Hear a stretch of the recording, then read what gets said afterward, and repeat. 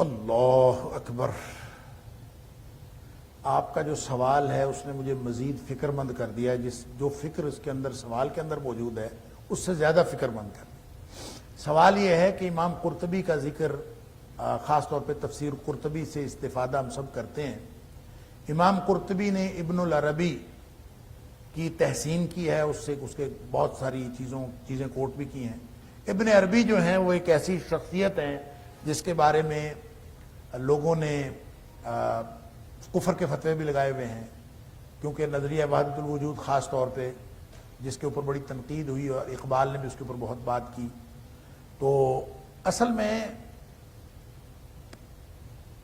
میری اس آپ کے سوال یہ ہے کہ پھر امام قرطبی سے لوگ کیوں استفادہ کرتے ہیں اور کیوں ان کو اتنا بڑا امام سمجھتے ہیں، جبکہ انہوں نے تحسین کی ہے بہت ساری ابن عربی کی فکر کی. اچھا، ایک تو ابن عربی کے حوالے سے یہ ذہن میں رکھیں کہ ابن عربی دو ہیں. ایک کو ابن العربی کہا جاتا ہے، دوسرے کو عام طور پہ ابن عربی کہا جاتا ہے، لیکن دونوں کو ابن العربی بھی کہا جاتا ہے. ایک ابن العربی ہیں جو بہت بڑے مفسر تھے، اور ایک ابن العربی ہیں جو صوفی تھے. اور ابن العربی ان کی کتاب ہے فصوص الحکم. تو جو نظریہ وحدت الوجود کی بات ہے وہ بات ہے ابن العربی فصوص الحکم والے کی. اب ایک تو رہنا چاہیے. دوسری بات یہ ہے کہ جو فصوص الحکم لکھنے والے ابن العربی ہیں وہ بھی جو تصوف کی بات کرنے والے، جو نظریہ وحدت الوجود رکھنے والے ہیں، ان کے بارے میں بھی یہ کہنا کہ ان کی ساری فکر غلط ہے، یہ درست نہیں ہے. یعنی ایک بندے کا کوئی ایک نظریہ غلط ہو سکتا ہے. دور حاضر کے ایک بہت بڑے مفسر، میں ان کا نام نہیں لیتا تاکہ لوگوں کی فکر ان کے بارے میں آلودہ نہ ہو اور تصور آلودہ نہ ہو. ہمارے دور حاضر کے ایک بہت بڑے مفسر جس سے ہم سب استفادہ کرتے ہیں اور ہم نے کیا ہے، وہ بھی نظریہ وحدت الوجود کے قائل ہیں. اور میرے پاس ثبوت اس بات کے موجود ہے کہ وہ نظریہ وحدت الوجود کے قائل تھے اور انہیں ایسے خیالات کا اظہار کیا ہے جو نظریہ وحدت الوجود کے ہیں. تو کیا اس وجہ سے ہم ان کے اوپر کفر کا فتویٰ لگا دیں گے؟ یہ بات درست نہیں. کسی کا ایک نظریہ کس وجہ سے ہے وہ کسی بھی وجہ سے ہو سکتا ہے اس کے پاس دلیل نہ پہنچی ہو یا دلیل اس کو اٹریکٹ نہ کی ہو سکتا ہے کہ وہ چیز، ایک شخص ایک فکر رکھتا ہے، اس کی فکر کا آپ علمی طور پر جائزہ لے سکتے ہیں، اس کو علمی طور پر صحیح یا غلط کہہ سکتے ہیں، لیکن آپ اس کی وجہ سے اس کے اوپر کفر کا فتویٰ لگا دیں، یہ بالکل درست بات. نہ ہی یہ بات درست ہے کہ ان کی چونکہ فکر کا ایک نقطہ غلط ہے لہذا باقی جو 90-99% ان کی فکر ہے وہ بھی غلط ہے، یہ بھی بات درست نہیں. لہذا بات ابن العربی کی ہو رہی ہو یا ابن عربی کی ہو رہی ہو یا امام قرطبی کی ہو رہی ہو یا آج کے دور کے کسی مفسر کی ہو رہی ہو، فتویٰ لگانا ہمارا کام نہیں ہے. نہ اس فتوے کی وجہ سے اس پوری شخصیت کو ریجیکٹ کر دینا یا سلیکٹ کر لینا یہ ہمارے ذمہ ہے. اس لیے کہ کامل شخصیت جس کی ساری فکر ٹھیک ہو، جس کے 100% نظریات درست ہوں، جس کا ہر عمل ٹھیک ہو، وہ سوائے نبی اکرم صلی اللہ علیہ وسلم کے اور کوئی نہیں. کہ اس کی فکر کے اندر آپ کو کہیں جھولی نظر نہ آئے، آپ کو کوئی غلطی نظر نہ آئے. اس لیے میں بہت معذرت کے ساتھ میں آپ سے یہ درخواست کرتا ہوں کہ اس طرح کی فکر مندی چھوڑ دیں کہ فلاں آدمی کی فکر میں فلاں غلطی ہے. جو غلطی ہے وہ غلط ہے. ایک شخص کے اندر 99 باتیں غلط ہوں، ایک صحیح ہو تو وہ بھی قابل تقلید بھی ہے جو صحیح ہے، اور وہ کوٹیبل بھی ہے، اس کو کہیں کوٹ بھی کیا جا سکتا ہے، اس کا تذکرہ بھی کیا جا سکتا ہے، اس کو مینشن بھی کیا جا سکتا ہے، اس کا حوالہ بھی دیا جا سکتا ہے اگر وہ صحیح ہے. اور صحیح اور غلط کا معیار کیا ہے؟ وہ کسی کا فتویٰ نہیں ہے، وہ صرف ایک ہی ہے. ابھی تو بات ہوئی، معیار مدینے والے کا فتویٰ، معیار نبی اکرم صلی اللہ علیہ وسلم کا فتویٰ. اس کے مطابق کسی کی فکر صحیح ہو تو وہ ہمارے لیے ہمارے سر کا تاج ہے. اگر کسی کی فکر غلط ہو تو ہمارا اس کے ساتھ کوئی تعلق نہیں. سادہ سی بات. لہذا کسی کی ایک ہی شخص کی فکر میں بہت ساری باتیں غلط ہو سکتی ہیں. کفر کا فتویٰ لگانا نہ ہمارا کام ہے، نہ کسی کے کفر کے فتوے کی وجہ سے اس کی فکر کو پوری طور پر کلی طور پر ریجیکٹ کر دینا یا اس کو سلیکٹ کر لینا، یہ ہمارا کام ہے. اس میں جو بات درست ہے وہ لے لیں، جو بات درست نہیں ہے. تاکہ میں کہتا ہوں ائمہ کرام، یہ جو فقہائے اعظام ہیں، انہوں نے کتنے خدمت سر انجام دی ہے دین کی. تو کیا ایک فقیہ کی ساری باتیں ٹھیک ہیں؟ نہیں ٹھیک، ان سے بھی غلطیاں ہوئی ہیں، وہ بھی انسان تھے۔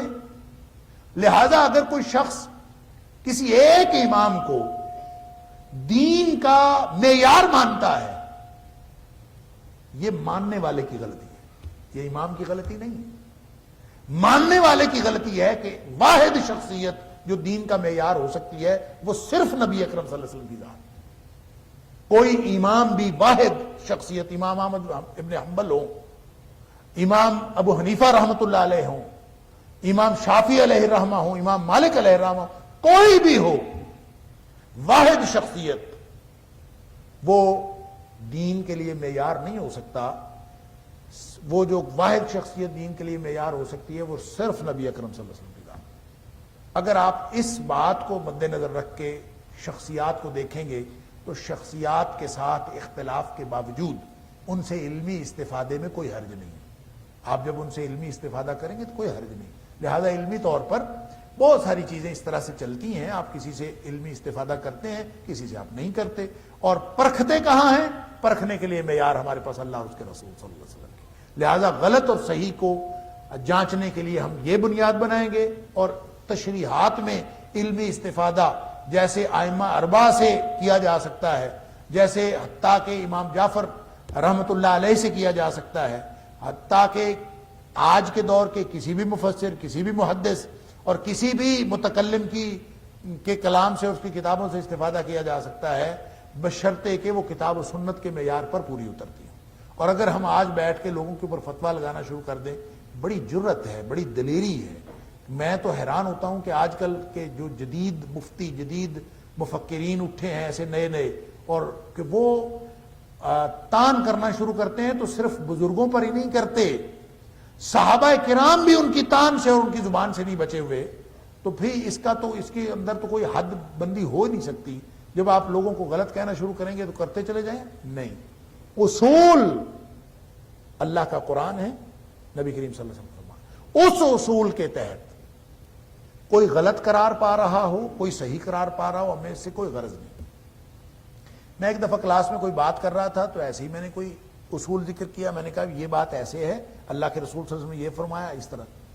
ایک اسٹوڈنٹ اٹھا، اس نے کہا جی آپ یہ جو بات کر رہے ہیں، اگر یہ بات ایسے ہے جیسے آپ نے کہی ہے تو پھر فلاں بزرگ جو بر صغیر کا گزرا ہے، پھر اس نے تو غلط کہا ہے۔ اگر یہ بات اس طرح ہے تو فلاں آدمی نے تو پھر غلط کہا۔ یہ سوال کیا کسی؟ اس میں اس امام کی یا اس بزرگ کی تردید ہوتی ہے، اس نے یہ کہا۔ میں نے کہا بھی میں نہ اس کی تردید کرتا ہوں نہ میں اس کی تصدیق کرتا ہوں، میں جو بات کر رہا ہوں اس کی بنیاد، اس کا تعلق اصول کے ساتھ ہے۔ یہ اصول ہیں، اس اصول سے کسی شخصیت کی تردید ہو رہی ہے تو ہمیں کوئی غرض نہیں، کسی کی تصدیق ہو رہی ہے تو ہمیں کوئی غرض نہیں۔ لہذا بہت ساری شخصیات جو ہیں وہ اگر مجروح ہو جاتی ہیں اللہ کا قرآن سنانے سے اور نبی اکرم صلی اللہ علیہ وسلم کا فرمان سنانے سے، اگر وہ مجروح ہو جاتی ہیں تو ہم نے پتہ نہیں کیا دماغ میں بنایا ہوا ہے۔ میرے پاس لوگ آئے، وہ کہتے ہیں کہ جی نعوذ باللہ من ذالک ثم نعوذ باللہ من ذالک، نقل کفر نہ باشد۔ وہ کہتے ہیں قرآن کی وہ آیات جس میں نبی اکرم صلی اللہ علیہ وسلم کی تنقیص کی گئی ہے، اس کا ترجمہ اس طرح سے نہیں کرنا چاہیے۔ مجھے سمجھانے کے لیے آئے، میں نے کہا بندے کے پترو، اللہ کا قرآن ہے جو نبی اکرم صلی اللہ علیہ وسلم کی شان بیان کرتا ہے، کیا وہ اللہ کا قرآن نبی اکرم صلی اللہ علیہ وسلم کی تنقیص کرے گا؟ یہ تمہارا سوال کس عقیدے پر مبنی ہے؟ اللہ کا قرآن نبی کریم صلی اللہ علیہ وسلم کی تنقیص کر ہی نہیں سکتا، ممکن ہی نہیں۔ وہ تو نبی کریم صلی اللہ علیہ وسلم کی شان بیان کرتا ہے۔ لہذا اگر کسی کی تنقیص ہو رہی ہو، ہر شخص کی تنقیص ہو سکتی ہے، ہر شخص کی غلطی قرآن و سنت سے واضح ہو سکتی ہے، اور فلالیس غلطیوں سے معاورہ وہ ایک ہی ہستی ہے، اور وہ کون ہے؟ وہ نبی اکرم صلی اللہ علیہ وسلم۔ اس لیے ان کو، نبی اکرم صلی اللہ علیہ وسلم کو سامنے رکھتے ہوئے آپ اصول دیکھتے چلے جائیں، اور شخصیات کی تردید ہو رہی ہو تو کوئی حرج نہیں۔ ہو سکتا ہے کہ بہت ساری باتیں میری ایسی ہوں کہ جو آپ کو کتاب و سنت کے مطابق نظر نہ آئیں، آپ کو یہ لگے کہ حماد نے جو بات کی تھی وہ غلط ہے۔ اگر اللہ کے قرآن اور نبی اکرم صلی اللہ علیہ وسلم کے فرمان کے مطابق میری کوئی بات غلط قرار پائے تو میری بات چھوڑ دینے کے قابل ہے، میری بات قابل تردید ہے، اللہ اور اس کے رسول صلی اللہ علیہ وسلم کی بات جو ہے اسی اصول کو ماننا ہے علی ھذا القیاس۔ لہذا شخصیتیں ہمارا موضوع نہیں ہونی چاہیے، میں اصل میں یہ کہہ رہا ہوں شخصیتیں موضوع نہیں ہونی چاہیے، ہمارا موضوع وہ علم ہونا چاہیے جس علم کو ہم ڈسکس کر رہے ہوتے ہیں۔ اگر ہم وہ کریں گے تو پھر انشاءاللہ ان کفر کے فتووں کی بھی ضرورت نہیں رہے گی، اور نہ ہی ہم کسی شخصیت کے ٹوٹلی خلاف ہوں گے اور نہ ہی ہم کسی کے حق میں ہوں گے۔ جو چیز اچھی ہے وہ اچھی ہے، سارے فقہا سے استفادہ کریں، سارے اہل علم سے استفادہ کریں، لیکن صحیح اور غلط کا معیار نبی اکرم صلی اللہ علیہ وسلم کا کے فرامین کو رکھیں، تو پھر میرا خیال ہے معاملات حل ہو جائیں گے۔ اللہ تعالیٰ ہمیں سمجھ بھی عطا فرمائے اور اللہ تعالیٰ